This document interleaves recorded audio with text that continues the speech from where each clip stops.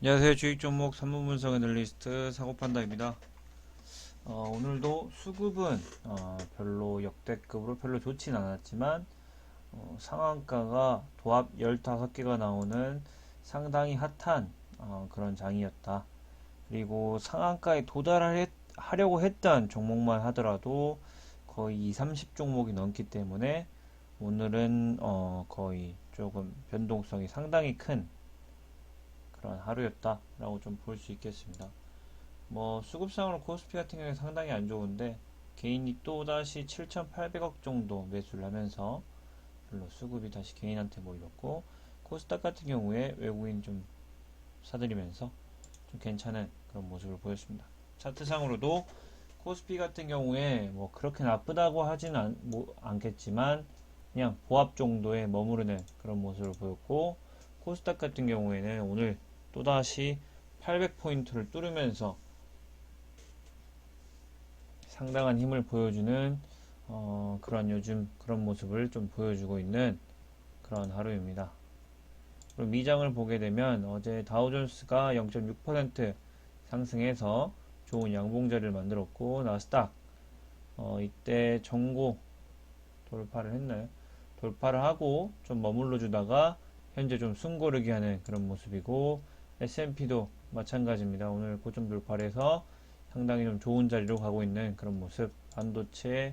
니케이, 대만, 독일, 상해, 심천, 상해조각, 홍콩, 유로, 항생, 미국과 중국이 그토록 싸우고 있음에도 불구하고 주식장은 흔들리지 않고 계속해서 가고 있다. 이게 참 신기한 그런 모습입니다. 일단 빅스 지수는 계속해서 아래로 흘러내리면서 끝을 모르게 흘러내리고 있고, 9월물도 마찬가지입니다. S&P 같은 경우에 현재 또다시 고점을 돌파를 했고, 다우존스는 좀 선물지수가 무너지는 그런 모습. 나스닥 또 현재 상승을 하다가 좀 무너지고 있는 그런 모습을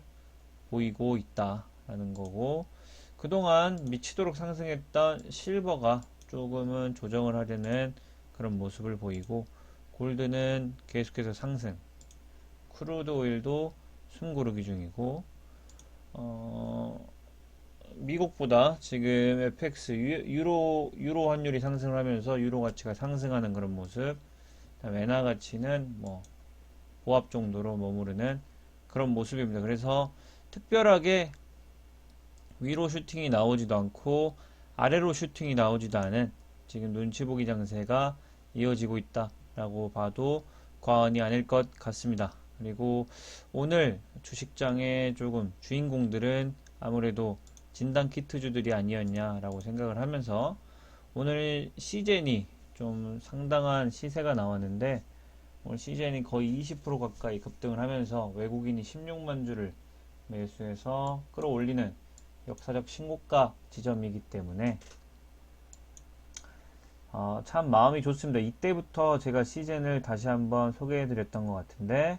14만원을 보수적으로 14만원에서 봐도 거의 100% 가까이 상승을 했기 때문에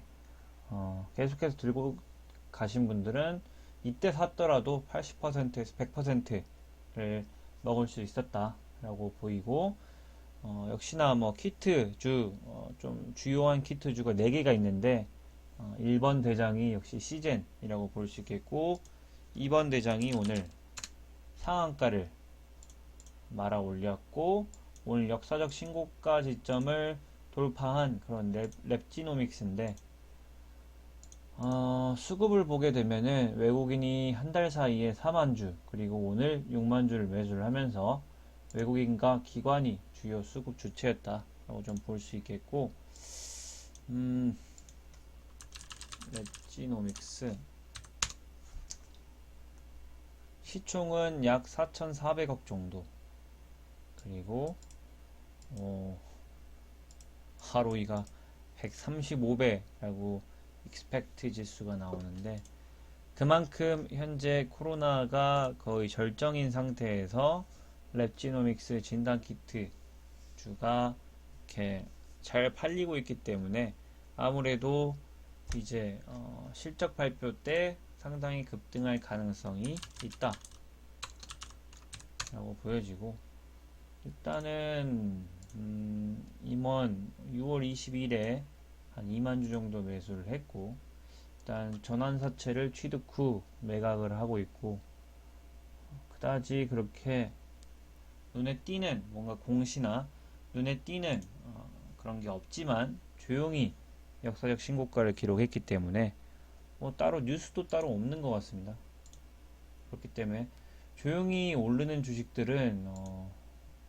상당히 강할 가능성이 존재한다. 만약에 시세가 거의 최고치로 나와서 뉴스가 빵빵 터지는 종목들은 조금 무섭고 걸러야 될 그런 모습이 있는데, 이제 막 강하게 이렇게 흘러오르면서 뉴스도 없이 아직 호재도 없이 실적이 누가 봐도 좋을 것 같은, 그리고 아직 실적 발표가 안 난 이런 종목들이 알짜배기일 가능성이 상당히 존재합니다. 그래서 현재 1번 시젠이 이미 시세가 나왔고, 뒤따라서 2번 대장인 이 랩지노믹스가 따라서 오를 준비를 하고 있다 라고 좀 생각을 하시고, 이 종목도 상당히 유효할 것으로 보입니다. 내일 어떻게 갈지는 모르겠지만, 내일 만약에 조정을 주면서 뭐 한 3, 4일 조정을 주게 된다면 가볍게 살 그런 구간이 오고 있다 라고 봐도 과언이 아니다 라고 좀 볼 수 있겠습니다. 그 다음에 3번 대장 EDGC인데, 현재 이 종목 같은 경우에는 역사적 신고가는 3월에 나왔었고, 그동안 계속 흘러내리다가 오늘 이제 고점 돌파, 이때 17,400원을 고점 돌파하면서 상당히 유의미한 자리에서 대량의 거래량이 터졌기 때문에 이 종목도 역사적 신고가를 다시 한번 노리로 갈 가능성이 있다. 그렇기 때문에 현재 뭐 랩지노믹스, 시젠이 진단키트 중에서 가장 좋은 자리를 선점하고 있지만, 너무 올랐다고 조금 윗자리가 좀 무서우신 분들은 이 EDGC나 4번 대장인 수젠텍도 마찬가지로 현재 역사적 신고가가 3월달에 나왔고, 이것을 탈환하러 지금 가려고 하는 그런 모습을 보이고 있다 라고 봐서, 현재 진단키트주 4개가 오늘 연달아서 거의 2개는 상한가 근처, 하나는 상한가, 하나는 20%, 나머지들도 20%, 15%까지 시세가 나온 그런 모습이다. 그리고 파동이 예사롭지 않기 때문에 진단키트주의 실적이, 이번에 실적 2분기 실적이 상당히 양호할 것으로 좀 예상을 해본다. 그리고 실적이 이제 어닝 서프라이즈가 나와서 급등한 날에 이제 빠져나오게 되면 상당한 수익을 낼 수 있을 것으로 조금 보입니다. 그리고 이제 지금까지 진단키트주였고, 마지막 끝판왕은 역시나 치료제이기 때문에 어제 제가 말씀드렸던 부강약품이 오늘 18% 정도까지 상승을 하면서, 어제 대주주가 매도를 했음에도 불구하고 외국인과 기관에서 물량이 모여들면서 조금 시세를 내려고 하는 그런 모습을 보였지만, 아무래도 오늘 신풍제약이 정지가 또다시 됐기 때문에 그의 수급이 오늘 부강약품과 일양으로 몰린 게 아니냐 라고 보이는데, 아쉽게도 오늘 이 정도의 거래량이 터졌으면은 이때 역사적 신고가를 넘어주면서 다시 한번 꽉 찬 양봉을 만들어줬으면 참 예쁜 그런 모습이 나왔을 텐데, 오늘도 윗꼬리가 달린 점은 조금은 아쉽다. 하지만 다시 한번 거래량을 뿜어줬고, 대주주가 팔든 말든 세력들은 올리려는 그런 준비를 하고 있기 때문에, 이 종목을 들어가고 싶다면 이 16,550원을 강하게 뚫으면서 600원이 되는 지점에서 타고 올라가서 뭐 1차 목표가 6만원 이 정도로 잡아서 매도를 진행하는 그런 모습도 괜찮아 보입니다. 그리고 일양약품 같은 경우도 이 부강약품과 거의 흡사한데, 오늘 한 8% 정도 급등을 하다가 이 6,500원의 벽에서 무너져서 오늘 좀 숨고르기를 하는 그런 모습이고, 부강약품과는 좀 다르게 이렇게 거래량이 계속 줄고 있는 모습이 좀 불안하긴 하고, 오늘 양봉으로 마무리하지 못해주고 음봉으로 끝난 점도 좀 아쉽습니다. 그래서 내일 이 저점을 지켜주는지를 참 자세히 봐야 될 것 같고, 종목 같은 경우에 제가 계속해서 지금 면밀하게 보고 있는데 시세 변동이 너무나도 좀 심각하게 많다. 순식간에 내려버리고 순식간에 올려버리는 그런 모습이 반복되고 있기 때문에 초보자들이 좀 접근하기에 상당히 쉽지 않겠다라고 좀 보여주면서 그리고 마지막으로 현재 엄청나게 핫한 신일제약인데 이 종목 같은 경우에는 샀으면 바로 부자가 되는 그런 종목인 것 같습니다. 이미 3월달부터 12배 정도 상승을 하면서